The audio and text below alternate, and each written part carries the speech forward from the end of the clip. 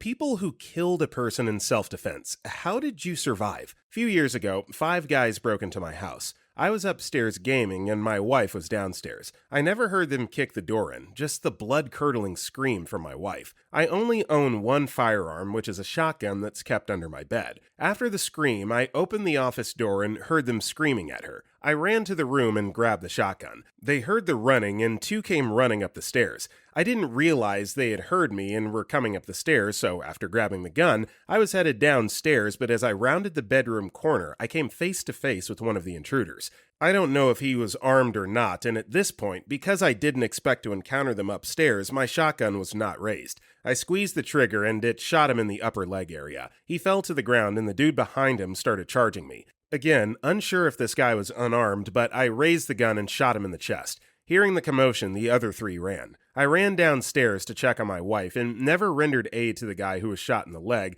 and he bled to death before EMS got there. I have severe PTSD, and even on heavy meds, I have trouble sleeping at night. Everyone around me says I've changed, and I'm pretty sure I'm headed toward divorce. I've seen psychiatrists and therapists with no success. Edit. I'm by no means a badass. I don't even know how I had the frame of mind to reshuck the gun after the first shot when I raised it. I was shaking like a leaf and did so for several hours afterwards.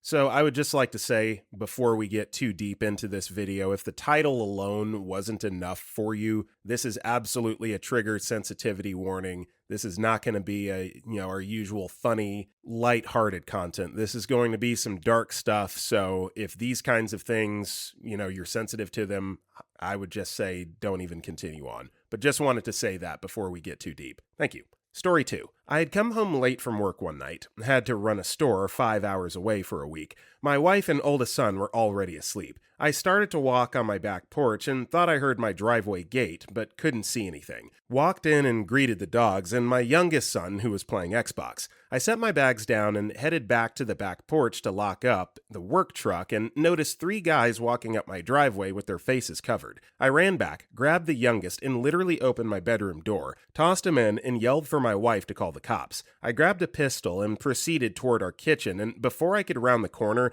the dogs were barking and rear door from the porch to the kitchen had been opened. I heard the one guy yell, "Shoot the effing dog," and I heard a pop. I made the turn and emptied 20 rounds out. I hit all 3 of them, killing 2. Last one seen me round the corner and said he started to run back off the porch, but I hit him twice before he made it to the door. My oldest came down and I made him go to the room with my wife and youngest son. I went back and checked the guys and realized immediately that one was definitely deceased. He seemed to be in my line of fire for most of the rounds. The other that ended up deceased was slumped over, still breathing. The third was on my back steps, panicking and saying he was sorry. When I went back in to put my pistol on the counter, I realized my shepherd was hit but alive. After police and EMS showed up, I had my wife find a vet that was 24/7. I unfortunately was stuck dealing with police for about 5 hours, but the wife and kids took the shepherd to the vet, and he was okay, aside from an occasional seizures still to this day. Ultimately, the week after, I was on edge because I didn't know why they tried to do it. But then again, I felt justified because I protected my family. We did eventually find out it wasn't entirely random, and they were waiting on me to get home to try and rob us for money we didn't have. I still remember when I saw the first guy laying there on the floor, clearly deceased, and the guy on the back porch literally crying that he was sorry. I'm an advocate for learning from your mistakes. I didn't want to take a life, let alone 2, but I knew once I heard them shoot the dog, it was kill or be killed. I've spoken with the surviving intruder since on the phone, and he apologized to and through for everything. He was 19 when it happened and was charged with 2 counts of manslaughter, dropped from second-degree murder, and aggravated robbery. In 6 years, he has an opportunity of parole, and I plan to provide a statement to the board suggesting he be allowed release. I say this because he went above and beyond to contact me when he was facing life without parole to just say sorry and sob for 30 minutes, and even with him figuring he'd only be getting life, if not death. I made sure my kids and wife didn't see them. I also cleaned for 2 days and had to file through homeowner's insurance for my sliding door and a bunch of repairs and subfloor replacement, which honestly is a hassle. Regardless, it's still a thing that's on the back of my mind and will be for a while. My family is safe, and that to me matters the most. I don't have PTSD, but I can occasionally be over observant since this happened. Also, won't let my kids stay in the living room to play games or anything after 9. They have to be upstairs in their bedroom by then. Needless to say, it wasn't easy. I'd rather have not killed anyone. I'd have rather they had the opportunity to have learned from it instead of their families having to learn from it. The one guy had a daughter around my youngest son's age. That's honestly what bothered me the most when everything was being figured out. But anyway, I could ramble on, but just know, your mental state and understanding is what decides how you come out of this. It's not easy, and don't expect it to be. But remember, if the options are few, the risks are high, and ultimately if it comes time to defend, do it with prejudice and intent to protect. Preserve life as much as you can, of course, because the dead don't learn from their mistakes, but don't let preservation become a mistake that in turn takes you. Story 3. Not me, but a good friend of mine killed somebody during home invasion, and although he never felt a regret, the sight of bloody murder effed with him for a while. His house got robbed 2 years ago while he and his pregnant wife were asleep. Intruders were armed, and as soon as he heard them enter their house, he got up and tried dialing 911. The service was weak, so he knew he had to act fast to protect the unborn baby. Farm boy with a double-barrel shotgun as home defense is not something you'd want to mess with. He shot one of the intruders who made his way to their bedroom. According to him, the guy was holding his intestines from falling apart. It was an almost point-blank shot. He still is a little traumatized from that scene. The rest of those intruders hauled when they heard a loud bang and were later found and charged. No charges were brought up against my friend. Story 4. So this happened to me recently, and it sucked. It was a stalker situation that had been going on for 4 years. I had tried in vain to get protection, but that system was way more effed than I could have imagined. In some parts I understood. Mental health situations need to be dealt with differently, but it took me over a year to get a protection order from the court. Like, what the F? And then, every time he trespassed or harassed me or my family, he would get taken in and released no more than 2 days later. Typically bailed out by his rich parents who bailed him out and likely gave him the money he would use for heroin and meth. Public records showed multiple arrests and court cases tied to illegal drug possession and use. The second to last time I saw him, he screamed at me, "I'm going to effing kill you." Once I got the protection order, things went quiet for a while. One day, I was at home alone while my partner was away checking on family. I had COVID, so I couldn't join. I just happened to be at my desk, which had a vantage point of the driveway, when I saw him, and I immediately called 911. Before I could tell them his name, I heard the heavy wooden door that was deadbolted shut crash. He was in the house. He was also a big dude, like maybe 250 pounds. I sprinted to the bedroom where I had a handgun. Something I had never used before, was given to me as a gift. I then went to the bedroom door and saw him coming up the stairs. Knowing that my bedroom door didn't lock and was basically cardboard, I opted to flash the gun at him, commanding him to stop. I should also note I was on the phone with 911 the entire time. So he stopped, for a second, and then resumed coming up the stairs at me screaming. I was paralyzed for a moment. I thought for certain having a gun pointed at someone would be a deterrent, but he was still coming up the stairs. I yelled more for him to leave, but before I knew it, he was 4 feet away, and I was out of time, so I pulled the trigger. He took 4 in the chest and staggered down the stairs, limping out of view. Police arrived about 5 minutes later and came into the house. I came downstairs at their orders, unharmed, and saw him on the floor unresponsive. He had died from the shots I had fired. This was the same year I was accepted to and going to start med school, and I didn't go. I know it's not my fault, that I had to do this or else I would likely be dead, that it's a crappy situation, but what other choice did I have? But I'm still effed up about it. The thought of doing med school, knowing what I did, is still something I can't get my head around. Furthermore, I also worry about what could happen if I did become a doctor and was working all the time, and what could happen to my family if I wasn't home. What if I have kids one day? I'm trying to work on it, therapy and all that stuff. July 4th sucked. Fireworks mess with me now. It took a long time before I could talk to friends about it. Ashamed at what they would think of me. But everyone I've talked to has been super cool and supportive. My partner and I moved into a new place, obviously, and I have a job that's all right and we're safe and happy enough. I have a lot to be thankful for, but I'm still messed up. Still paranoid and reserved and anxious and trying to reset and get back to normal. I went for a run recently, used to be a big runner, something I hadn't done in years as I had safety concerns, and that felt good. Just trying to take it one day at a time. That's really about all you can do, is take it one day at a time. The survivor's guilt, the remorse, all of that, I can only imagine how hard that is, but you just have to keep reminding yourself you did so in self-defense. You didn't want to, but it was either you or them. Story 5. Back in 2008, I was living in my uncle's house. I'd moved there not too many months prior for a job opportunity in his state. My uncle and aunt had gone upstate for vacation, and I was left alone at the house. There had been a lot of snow recently, so work had been canceled, and I was just sitting at home chilling out during the evenings playing computer games. A man had apparently decided to break into the home, and I assumed that he had been casing the place for a couple days. I woke up in the evening about 3 days after my aunt and uncle left to the sound of somebody trying to pry open the back door. My room was a furnished basement, and although it functioned as my bedroom and living room, it also was where my uncle, who was a Marine and a bit of a fan of firearms, kept his firearms cabinet. He had taught me how to use everything in the cabinet, and when I heard what was going on upstairs, I grabbed a shotgun and leveled it at the back door. The way the basement is laid out, the stairs go straight up to that door, a straight shot. The man was unsuccessful trying to crowbar the door open, so he broke the glass and reached inside to unlock it. When he opened the door, I turned on the flashlight on the gun, which let me see his face. I didn't recognize him, so I pulled the trigger and he took the shot dead center to the chest. The phone was also by the back door, so after I walked up and saw him laying on the porch and saw he was dying, I called the police. Listened to him take his last breaths while I was on the line with the dispatcher. When the police got there, they searched his body and found he had a gun on him. And although it's been a long time, from what I remember, the man had violent priors. If we're being honest here, I don't know that I'll ever fully heal from that trauma.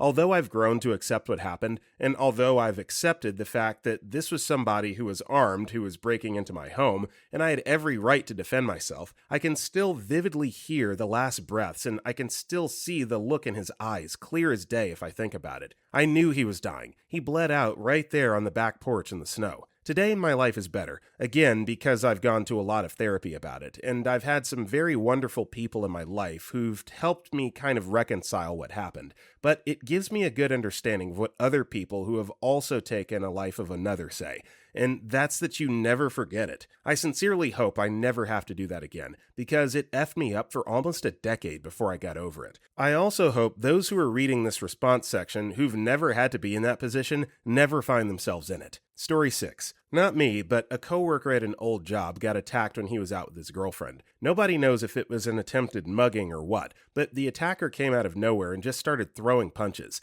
My coworker fought back and punched the attacker. The attacker fell backwards and smacked the back of his head against a brick fixture for a flower bed. The attacker got taken to the hospital but apparently died on the operating room table from head trauma. My ex-coworker seemed pretty okay with what happened. He's not sure if the attacker wanted his wallet or to attack his girlfriend or what, but it was obviously a self-defense issue, and the cops mostly seemed to think the attacker got what was coming to him anyway. I'm glad my ex-coworker's okay, but that's not an experience I would ever want to have, that's for sure. Story 7. I shot a man breaking into our home when I was very little, 6. He kicked in the door, and I thought I was going to be in trouble for letting him break in. The shotgun was by the bathroom door at the top of the stairs. I grabbed it and fired after yelling stop. I don't know if I gave him time to stop. I didn't aim well, injured myself, and sprayed him. My dad was there a second later and drugged me off. The cops showed up and I was taken to the hospital. I thought I killed him. They spoke to me briefly, but no one actually did anything. I didn't talk for days.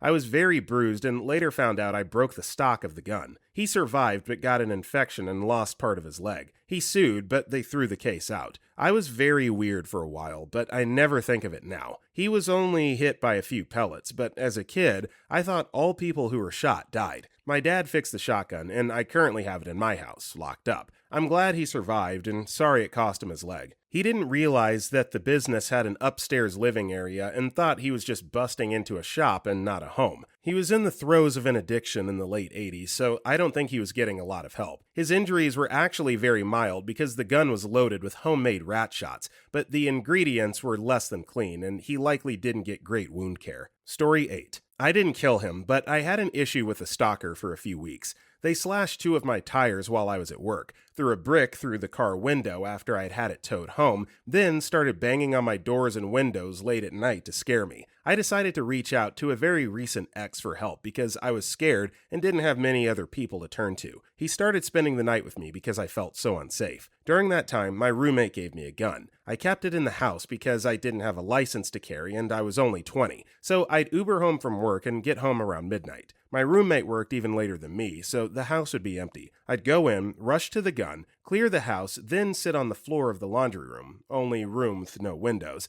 until my ex showed up. I finally got sick of doing that and terrified that one of those times someone would be waiting for me in the house before I could grab the gun. So instead of leaving it in the house, I hid it in the garage. That day, when I got home, I grabbed the gun and walked inside. I knew immediately something was wrong because all the lights were off, so I froze in the doorway. Immediately, someone came from around the corner of the house and grabbed me, pushing me up against the wall. I didn't really have a choice, so I shot him. They took a few steps back into the garage and into the light. It was my ex. It went through his neck. Luckily, he missed everything important. My roommate kicked me out after that, so I got my own place. For about a year later, I had to clear my apartment every day that I got home. Sometimes, if I walked in and saw a door shut that I didn't remember closing, I'd have to leave and sit in my car for a while because I didn't have the courage to open the door. It always ended up being me and nobody was there. I couldn't shower with the door closed, and I'd always feel like I was hearing movement when I was in the shower. I planned escape routes out of my apartment if someone ever did break in. Because of the way the stalker was beating on my doors at one point, I still can't stand people knocking on my door, but especially if I'm not expecting anyone. That ex effed me up in a lot of other ways during our relationship, but this was easily the most traumatic thing I've been through. Story 9. I was never told if I had killed the man or not. My dad worked at a job that even if he was the nicest officer someone met, which some may have told me he was, because of its nature, he would make enemies of the people incarcerated, their family or friends. I was 7 and he was working night shift and I would always sleep on the couch so I could be the first person to talk to him when he got home. He didn't come home till 7 a.m., and at about 2 a.m. on one night, all of a sudden I see flashlights pointed in the windows of the living room. I heard the screen door open and then heard someone trying to bust down the front door. My dad had taught me how to use the weapon young, just in case, and I knew where the closet one was hidden, so I made sure to quickly get it while waiting for the person to finally just bust the door down, which they then did. I did what I had to do to protect my family in my mind since everyone was asleep and me. My mom, when she heard the shot, called 911 and came looking for me. My dad switched to working the day shift after that. And I don't feel bad because I don't know what the man would have done, but I also didn't sleep that night. If I hear a loud bang, I react much more differently than others, and I've made my peace with the fact that it was either 7-year-old me plus 3 family members he could have hurt, versus someone who still haunts my dreams because while he wore a mask, I do remember he was tall, stocky, and had a baseball bat that he swung at the air because he wasn't expecting a hiding child to outsmart him. I'm not sure. Story 10. I did not kill anyone, but my inaction allowed 2 kids to get killed. I was a UN peacekeeper in Bosnia in 1993. Though we were there to protect civilians, we were under absolute strict orders to not intervene in any way. Kind of cancels out the protect thing. We were patrolling a Sarajevo neighborhood that had been especially chewed up in the shelling and urban warfare. Some kids were playing football in a lot on the side of the building. There were 4 or 5. It's been 30 years. Some deets are gone or repressed. Shots rang out and the kids scattered. 2 headed for our armored vehicle, which took a few hits. We would not let them in.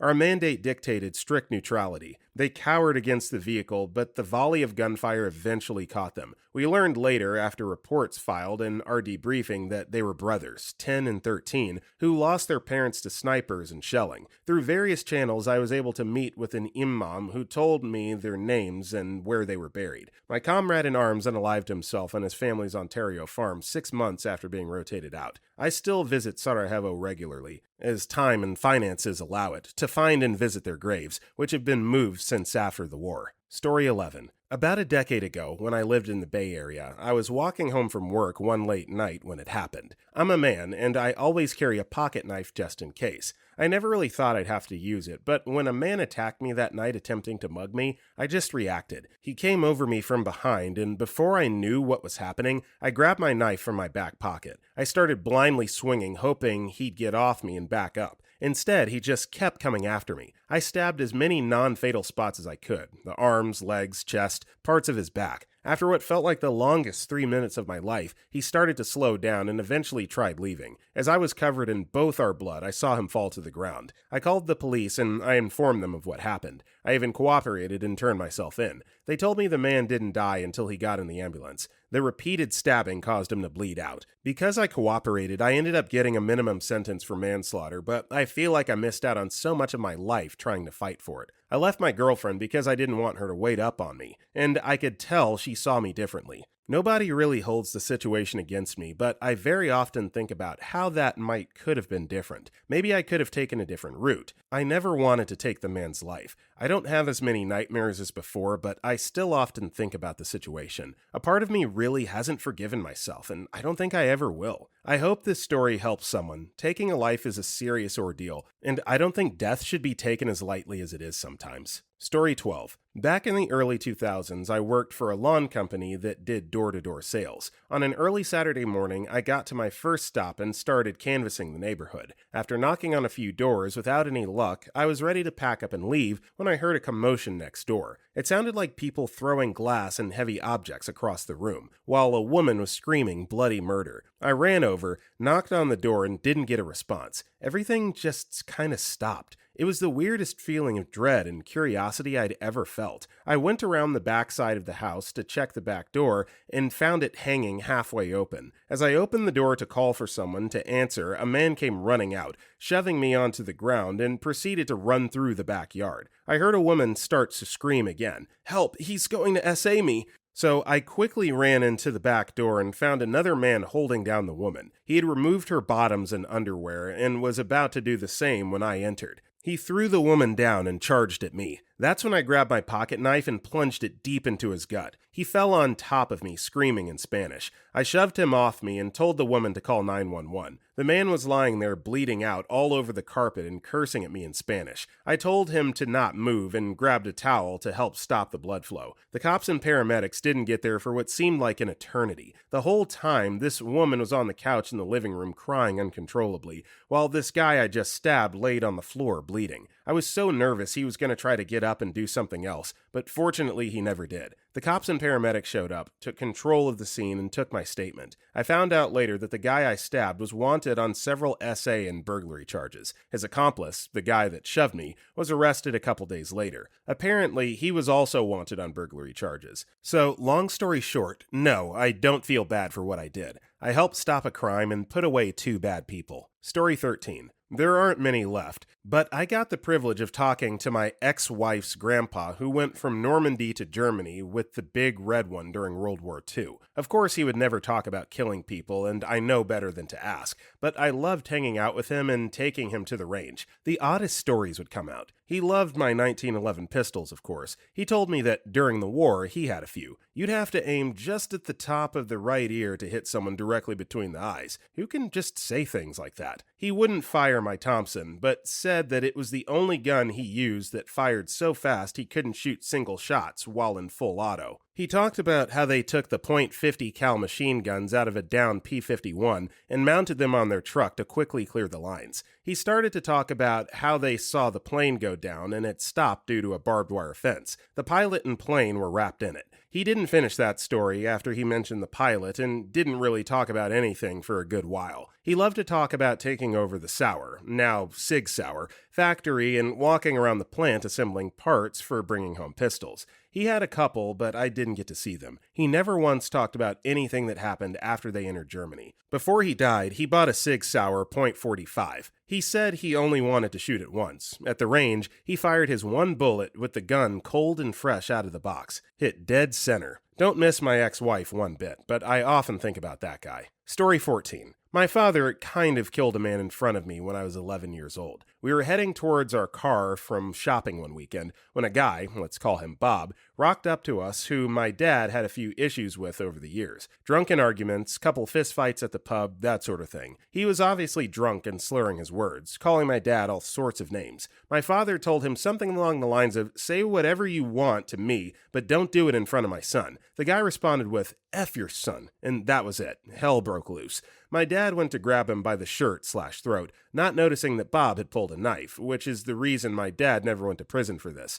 Bob fought back, cut my dad's arm, but in the scuffle he lost his balance and fell over, landing on the knife which went straight into his chest. He must have hit an artery or something because I've never seen so much blood before, or since. Unfortunately, he died right there in front of me before the police/ambulance could even arrive in time. My dad was pretty messed up for a long time, turned to drink. He's now thankfully doing better, but I have to remind him at least once every few months that it wasn't his fault and he was just protecting me. Even though it was proven it was self-defense and that Bob had brought a weapon, we had to move as rumors spread throughout the town we lived in that my father was a murderer. I got bullied quite a bit for that too in school. Story 15. Honestly, it's riveting, but I've had not any issue with it since the first few months passed. It's been 7 years. I still go to therapy for other issues. I already have anxiety and depression from losing my dad, my best friend, and my only brother in a span of 3 months a year before this event. So a man entered my home where my wife and children laid their heads to sleep. I heard the noise as I'm a light sleeper. Quietly told my wife to get the kids to our bathroom and lock the door and to be quiet. After that, without another word, I pulled my 9mm Beretta out of my lockbox, got down on one knee with cover and a high ground viewpoint. He was downstairs filling his bag with all sorts of stuff. Of the guy. The viewpoint was through the metal railing for the stairs. Switched on my attached flashlight, surprised him and said, "Stay right there and don't move, mother effer, or I will kill you." Unsure why, but he then reached into his inner jacket pocket and pulled out his own firearm. Without another second, I then shot him in the head. He crumpled and I went to secure the rest of the house, kicked away the gun, called the police, and surrendered myself to the authorities for investigation. This is California, so the laws to defend your home are not in favor of the defense. However, he hadn't turned his back and pulled out his own weapon, which the DA saw as a no-fault self-defense case and didn't bother with it. I was not placed in jail, just detained for a few hours. The police stated the guy had actually been breaking into homes all over the place and severely beat an old couple and sent them into a hospital when they woke up to him stealing their belongings after breaking in. He apparently always had been to prison for a violent essay and attempted murder and several robberies in the past. I'm in no way ex-law enforcement or military trained. I just self-taught myself. This was a truly terrifying and traumatic experience for me and my family. My wife was the one who had more medication and therapy than I had for about 2 years, but did come out with a positive outcome, understanding that I did what I needed to do. My children ask about what happened, and I tell them a very G-rated version minus any traumatic things. They love and enjoy their life as if it didn't happen. I'm sure they'll ask later on in their lives. We've since sold the home and moved to another city. We both work from home and in tech and healthcare. The way I feel is I made sure that my people were safe and not hurt. I have no regrets. I'm not afraid of doing it again if I have to. I do think about this guy's family. No, I doubt he did either. I'm a little sorry that I took a life, but not at all that it kept my own. I'm not sure if the amount of severe loss and grief I had prior to this event caused me to be numb about killing another human, but the alternative could have been a lot worse. There's no way to know. My children are in middle school now. My wife is thriving.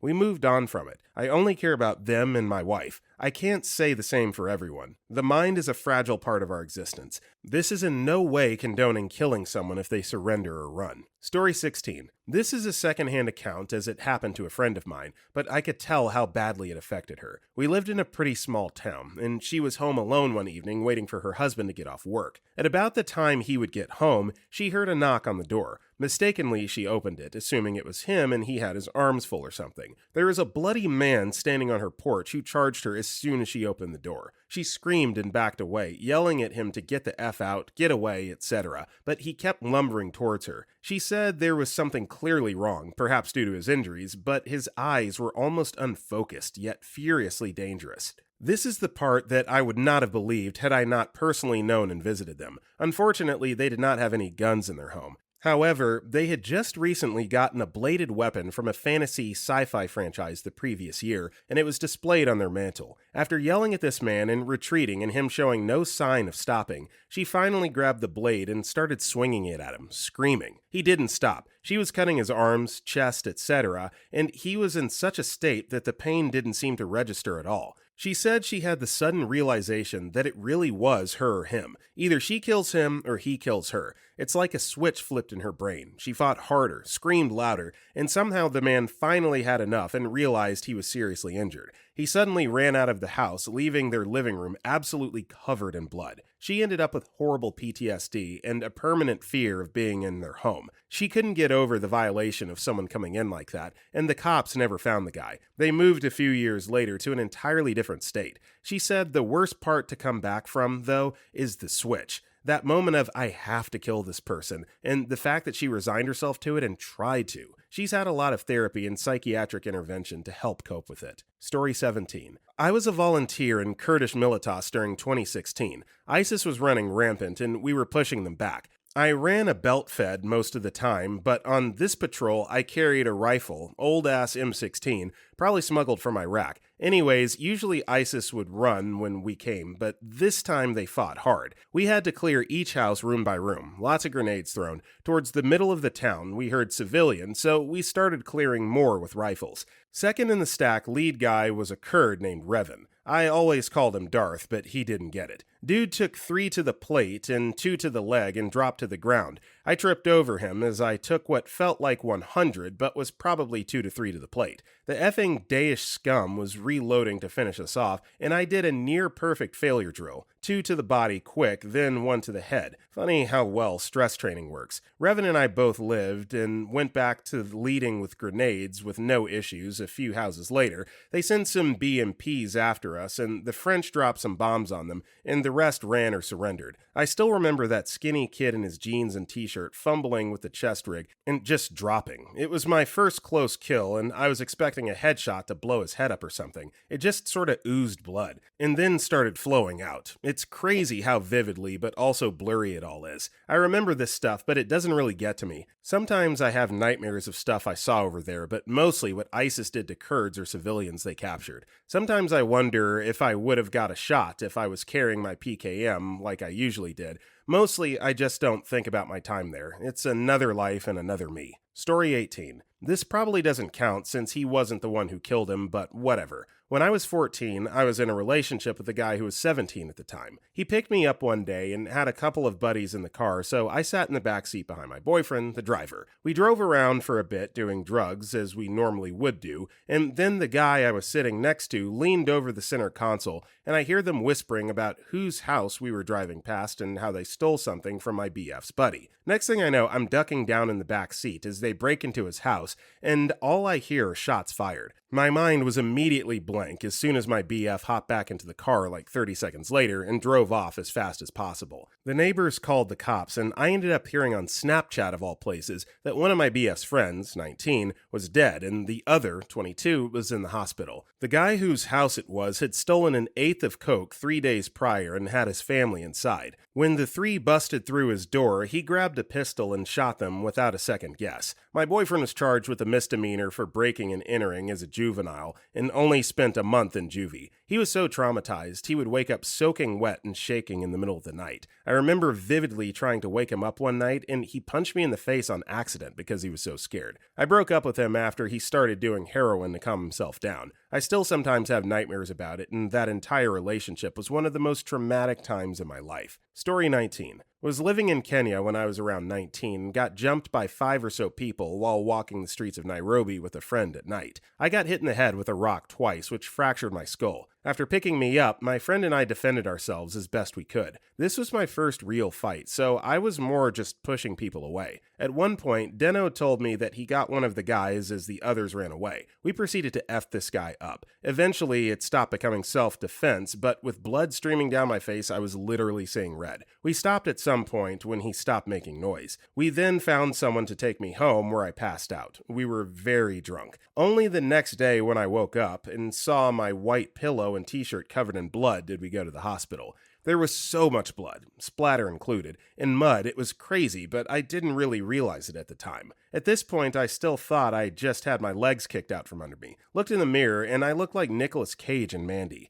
Go to the hospital, and the lead neurosurgeon decided to do my stitches so he could talk to me about my hometown, Cape Town, South Africa, where his daughter was studying. 3 days of observation and a stern talking to by the doctor, who said that I must be more careful and that if I wasn't as drunk as I was, I'd either be in a coma or dead. Sometimes I think about that guy we left face down in a gutter full of rainwater and the color of the water before and after his body. Did it traumatize me? Not really, if I'm honest. I was on some pretty strong painkillers for 2 weeks after and had a big old bag of green. I think that at this point it's kind of just blotted out of my memory. Feels nice to speak about it sometimes, but at this point it doesn't really matter. That was 13 years ago, come to think of it, but it feels like yesterday. What I would do to go back to Nairobi, such a beautiful city with such amazing, wonderful, and welcoming people. My mother, of course, wanted me to come home after the incident, but I stayed another 2 months and finished my contract. Story 20. I didn't quite kill him, but I wouldn't call him alive anymore, and it wasn't so much in my own defense.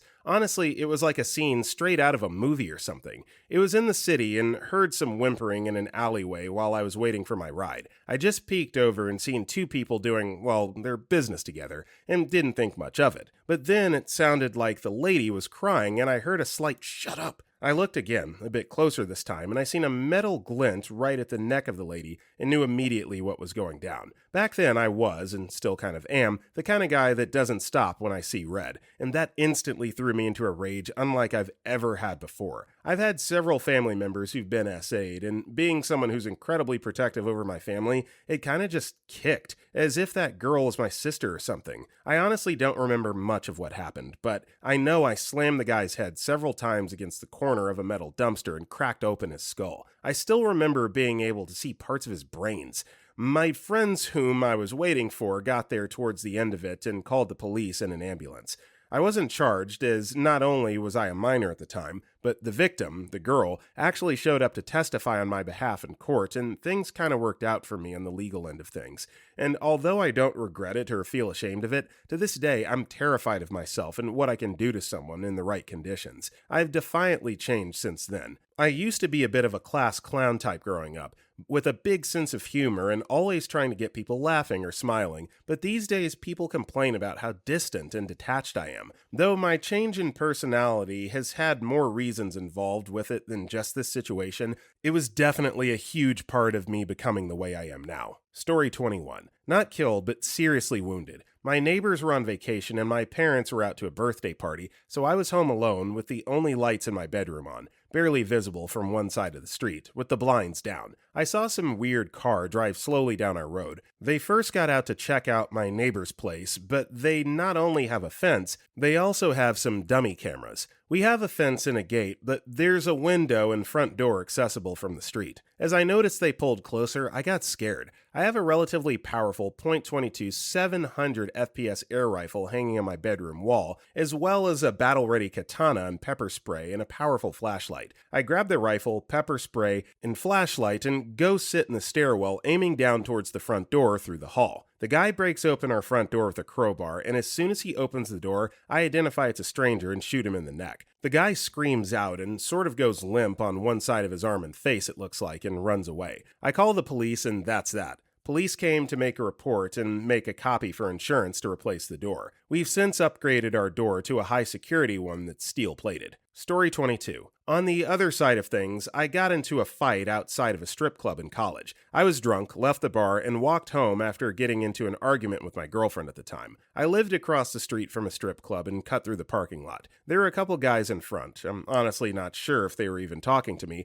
but I was drunk enough to yell back at them. First guy steps up and I cracked him. Second guy comes running and him and I get tangled up. I had a hold of the front of his shirt and was kind of yanking/punching him like they do in hockey. The first guy gets up, so I shoved the second guy away to square up again. Turns out they had another friend, and their friend had a bottle of whiskey. He smashed a full bottle of whiskey across the back of my head. I woke up, face down in a pool of my own blood. No idea where I was or what happened. I must have fallen straight over like a stiff board. My chin was blown out, broke my jaw, broke 4 teeth, and had tinnitus and a weird lazy eye for weeks. After piecing it back together, I realized they didn't take any of my stuff. Phone, wallet, nice watch. They must have just thought they killed me and ran. So anyway, if you're reading this and living with the guilt of murdering a drunk a-hole in the parking lot of a Key West strip club, I'm sorry for probably starting a fight. F you for not calling an ambulance, but rest easy knowing I'm alright besides a nasty scar and a few fake teeth. Story 23. I've had 2 violent break-ins. One I was home for. I never attacked or even tried to attack. I never even went for my gun. I was just too scared. I just defended my son. I just read through these because it's almost cathartic, I guess. I'm kinda thankful I was too scared to grab my gun, although it was incredibly stupid of me, and I know all too well that I should have. But had I been home for the second one, I would have had no choice but to shoot. The level of destruction and malice in the second one is indescribable. He tried to kill us all, but we just weren't there. Unfortunately, I now sleep with a gun in my bed, and I wake up periodically every single night to check my doors and cameras. My son is almost an adult, and I can't even let him stay home alone anymore. We sleep at my fiance's house more than my own house now, because it just isn't safe for me anymore. I'm thinking about giving up everything I have just to get away from the hellscape that I call home. Story 24. Not quite dead, but I had someone try to snatch my wallet while I was pulling a fairly substantial amount of money from my account, for a poor college student at least. I could feel him practically breathing down my neck as he waited to make a move. I just felt it in my bones that some crap was going to happen, but I didn't want to presume and freak out on someone who just didn't know better about standing too close. I had just tucked the cash into my wallet and had it folded in hand when another hand shot out from around my side and gripped the wallet. I had the wallet gripped tight out of tension, so it didn't just get immediately pulled. I grabbed the guy's wrist and whipped him into the wall by the ATM. I didn't know if he was armed. Didn't know if he was going to do more than a snatch and grab. I was full of adrenaline and grabbed the guy around his neck and lifted. It helped I'm absolutely huge and he was a scrawny Cubano. I choked at his throat as hard as I could and the guy bruised the crap out of my body with his kicking. He was almost totally still when the security pried me off him. Until the cops ran the surveillance, they had me in cuffs and the guy was recovering on the ground outside. He wasn't fit to run away, so the EMS team was still working on him when the cops realized he was the one who should be in cuffs. He ended up being cuffed to the stretcher because apparently I did a real number on his throat. Apparently, though, it seems that he was in the US undocumented and got shipped back to Cuba. Don't know what happened to him after that. And yes, this was an era of wet foot, dry foot, but he had previous convictions in the Bahamas and Mexico and crossed in through Texas. Not as one of the many who came from over the strait, so who knows what came of his injuries or issues. I used to feel like I was a monster for nearly killing the poor bastard, but being a parent has shown me just how intense and powerful fear-driven adrenaline can be. The guy's life is unfortunate, but I don't think that I can really blame myself for how it all turned out. Story 25. It's been 3 months since that night, and I still can't shake the memories. I was up late, scrolling through my phone, when I heard the sound of breaking glass downstairs. My heart started racing immediately. I live alone in this small 2-bedroom house, and I knew something was wrong. I reached for my gun in the nightstand drawer. A 9mm I bought last year after a string of break-ins in the neighborhood. My hands were shaking so bad I could barely grip it. I crept down the stairs trying to be quiet, but my footsteps seemed so loud in the silence. That's when I saw him, a shadowy figure in my living room. The street light through the window caught a gleam of something in his hand. A knife. I shouted, "I'm armed! Get out!" But instead of running, he lunged at me. It all happened so fast. I fired twice. The sound was deafening in the small space. He dropped to the floor, and suddenly everything was quiet again, except for my ragged breathing. Now, weeks later, I'm struggling to make sense of it all. The police said it was clear self-defense, but that doesn't make it any easier. I keep second-guessing myself. Should I have fired a warning shot? Should I have aimed for his leg instead? But in that moment, with him coming at me with a knife, I just reacted. I'm having trouble sleeping. Every little noise makes me jump. I've started seeing a therapist, Dr. Martinez, who specializes in trauma. She says what I'm feeling, the guilt, the anxiety, the replaying of events is all normal, but knowing it's normal doesn't make it go away. I've taken some time off work. My boss has been understanding, but I know I'll have to go back soon. I'm dreading the questions, the looks of pity or fear from my coworkers. Some days are better than others. Yesterday, I managed to go to the grocery store without constantly looking over my shoulder.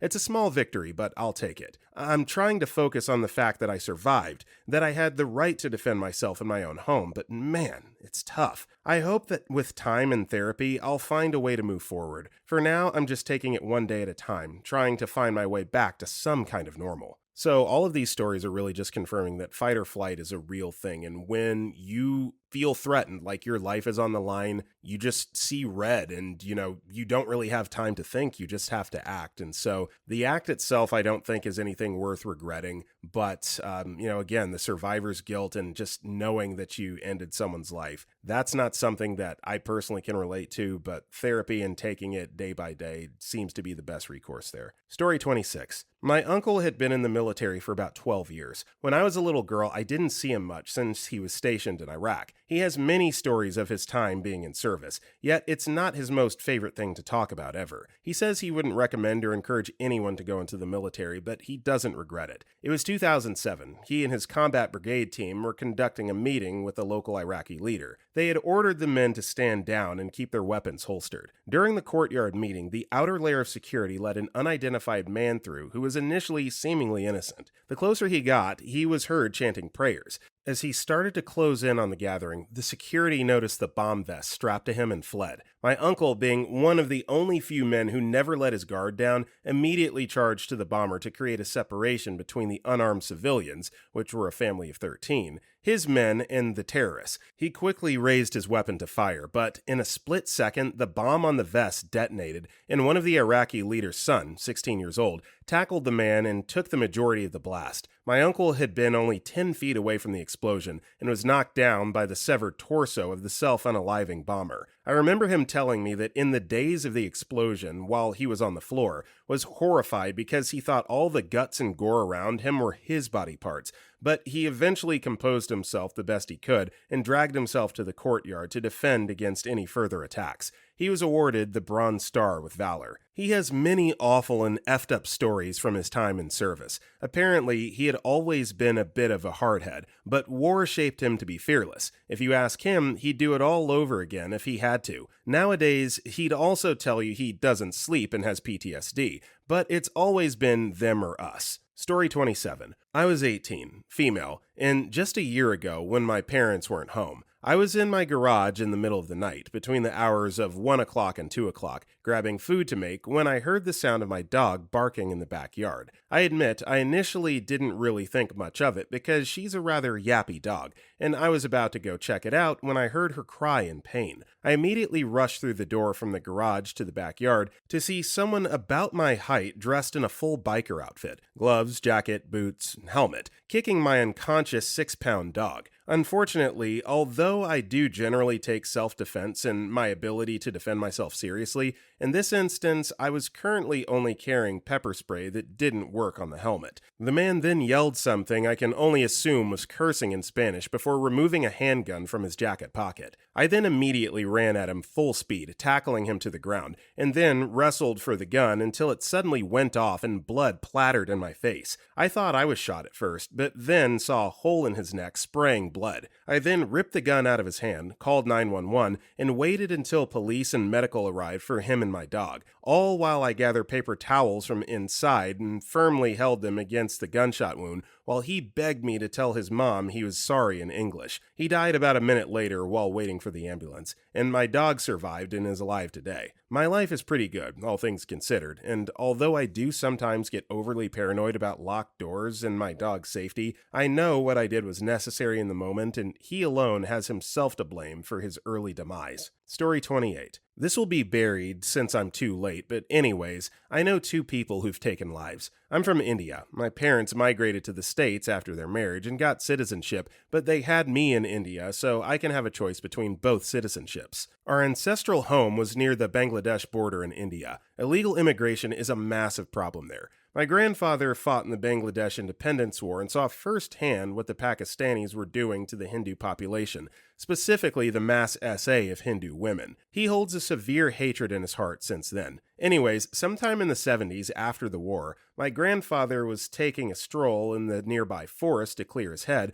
when he found a broken down car in the middle of the forest. The forest was on the border, and as he approached the car, two men ambushed him and asked him to give up his wallet. My grandfather easily overpowered both men, who were armed with knives and metal rods/pipes, suffering some cuts on the arms. He stabbed one and knocked the other out with one of their weapons. He repeatedly hit both on the heads till they were obviously dead, went to a nearby pond to wash up, and returned home. He told us this story in the mid-2000s and has no form of PTSD or anything like that. The second one is a neighbor I barely knew when I lived in Kolkata, India. He was having some work done in his house. Basically, they were knocking down a wall on the second floor to create a balcony. I went jogging at dawn, and on that day saw a bunch of police cars and people in front of his house. Apparently at night, two men tried breaking in through the hole in the wall by climbing up the pipes, but were having trouble since it was secured. My neighbor realized this, and exactly how I don't remember, just knocked them off the second floor. One of them died and the other was too injured to run away and sat the whole night wailing in agony. They called the cops at dawn, who showed up and just took one mangled corpse and one mangled living body away. Story 29. A few years back, I was a student in Berlin waiting on a raised subway platform on a weekend night.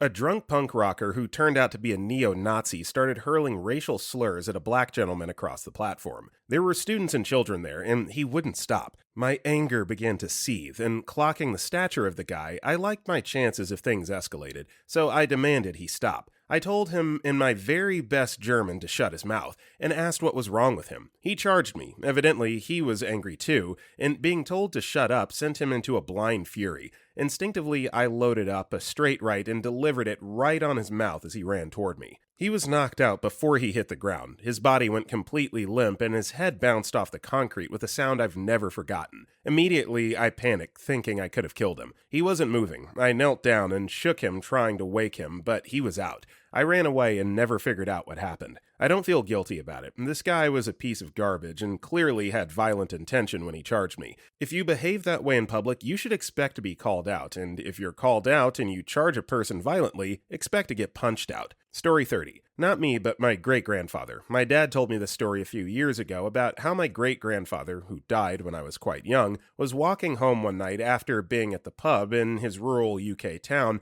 and was set upon by two teenagers who attempted to mug him. Apparently, these two guys saw what they interpreted to be a weak old man walking home alone at night and thought he would be an easy target. In reality, they had just tried to attack a former boxer who served in the army in the wake of World War II, and according to my father, he knocked one of them clean out, leaving the guy severely injured after he hit his head on the ground. The second fellow ran off, but was eventually caught by the police, but due to the nature of injury sustained by the other guy, my grandfather was brought in to be interviewed by the police, who subsequently asked him if he intended to injure his attacker in the nature that he did. According to my dad, his reply was something along the lines of, "Did I intend to knock him out? I intended to kill the bastard." Obviously, he wasn't too bothered about the whole ordeal, but not sure the same can be said for the other bloke. While the guy didn't die, I don't think he died as it was never mentioned, and this isn't my personal story, it came to mind after reading some of the other replies and thought someone might enjoy it. Story 31. This happened in my early 20s. I was exploring my sexuality because I was confused and trying to find myself. I was speaking to a therapist who suggested I attempt to socially transition and live my life as a woman, and from there we'll discuss hormones and SRS. I had therapy every 2 weeks, and it was brutal. I was about 6 months into my transition, and I went to GameStop for a midnight release of Call of Duty Modern Warfare 2. My car was in the shop, and my dad ended up dropping me off, and since it was only a 15-minute walk home,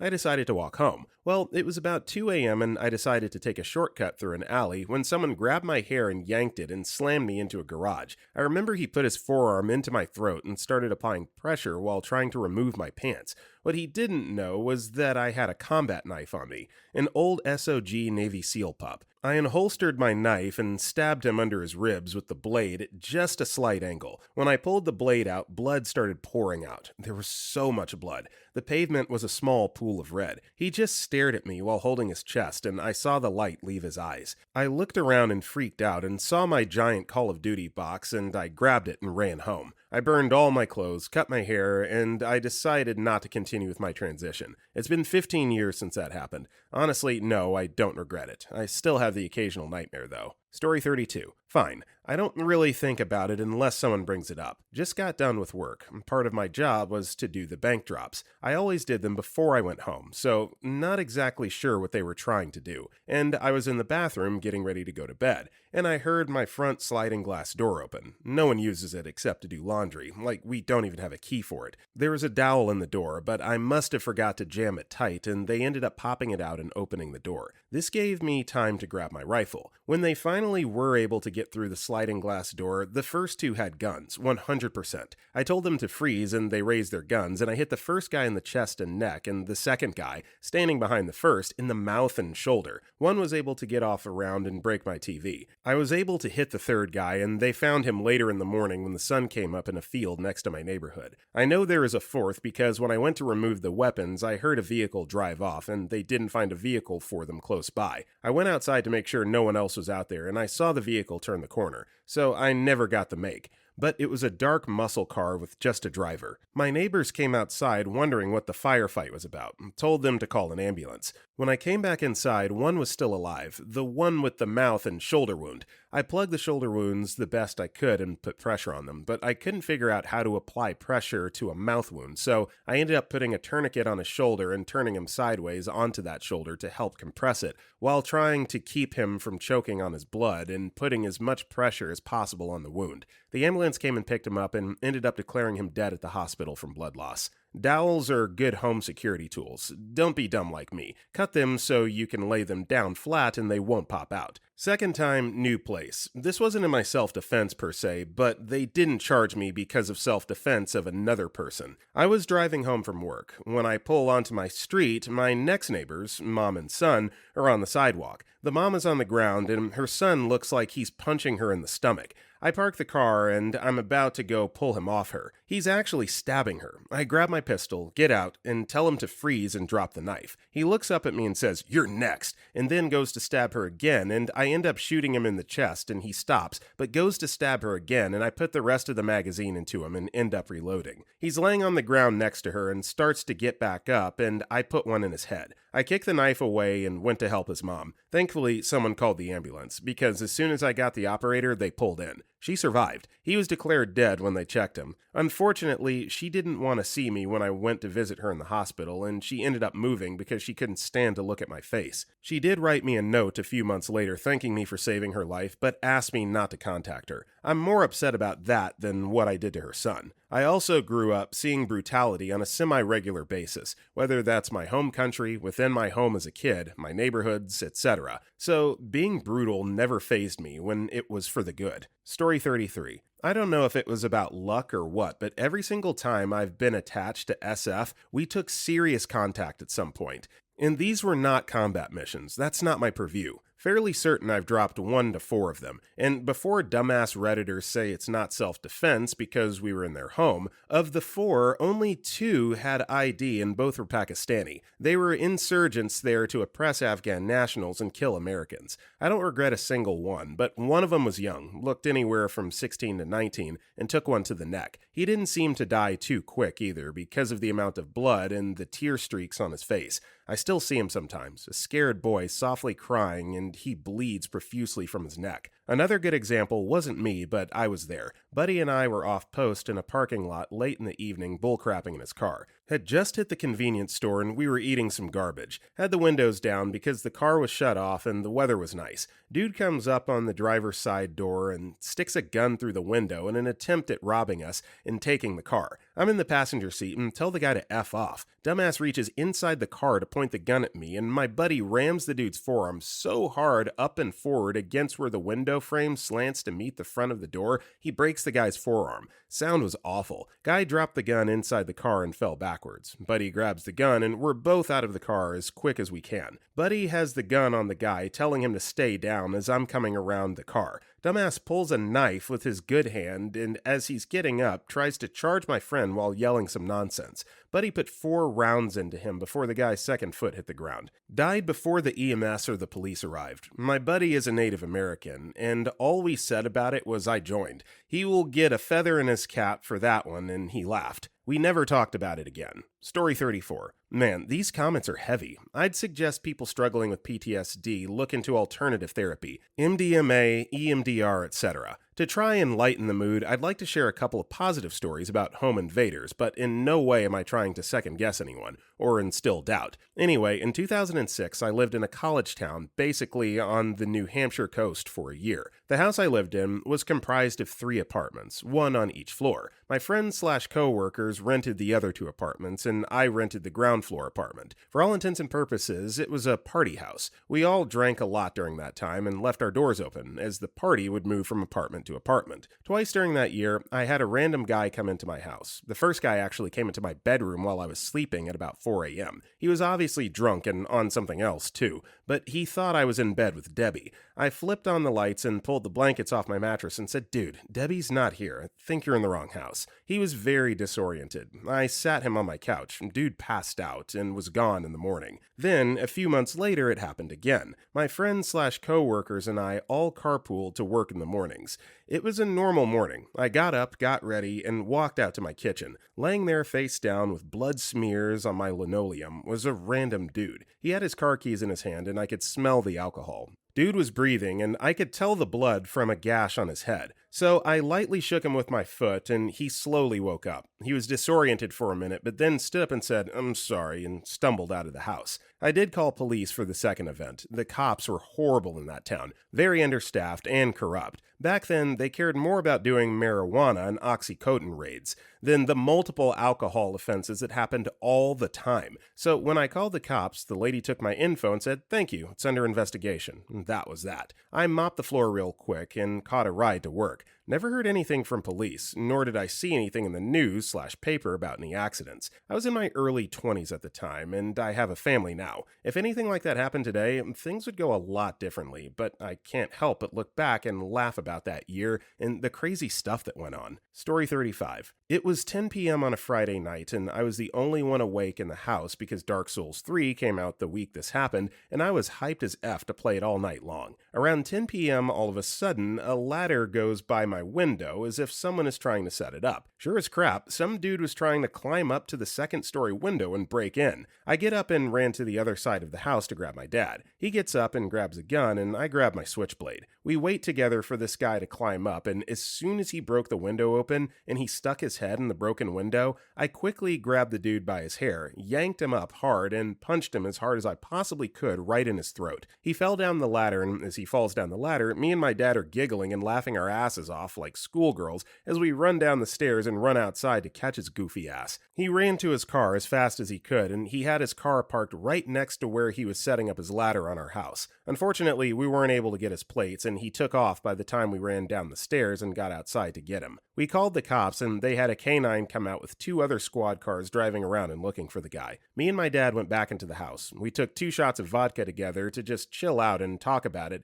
and then he went back to bed and I went to playing Dark Souls 3. I'll remember that night forever. Didn't kill him, but he was definitely effed up for sure. Story 36. I woke up in the middle of the night because some noise was annoying me. I opened my eyes and I see a guy standing over me taking stuff off the bedside table. I was still half asleep but managed to get out aloud, "What the F?" and the guy took off. I have a bedside 9mm that's well concealed because of grandchildren, but easily accessible. My wife woke up. I got the gun and asked her to call 911. I heard a loud crash in the hall. I went out of the bedroom with the safety off. Problem was, I'm blind as a bat without glasses. It's a big house with a long hall, but I could tell the guy had slipped on the rug and fallen, dropping a lot of our stuff. There wasn't much light in the hall, but when he got up, I thought he made a move toward me, so I fired once. In an instant, he was gone out the back door into a car waiting for him. I saw it screeching past the kitchen window down the driveway. The police came. They said I must have wounded him, but there wasn't much blood. They found the slug in the wall. Their haul was less than my deductible, so no insurance claim. Did I have any regrets about firing? Not at all. I only shot once I had no idea what I was shooting at. The reason I bought the gun was because we had been robbed a few years earlier, and I've lost a cousin who was killed in a robbery. Story 37. Not me, but I guess this could be labeled as a revenge self-defense. Basically, a friend of mine who's a contractor was working alone in a city in America that's the ex-murder capital of the world. He's working alone in a house, and he says he has his back turned to the front door when someone put a gun to his head and demanded the keys to his truck and his tools.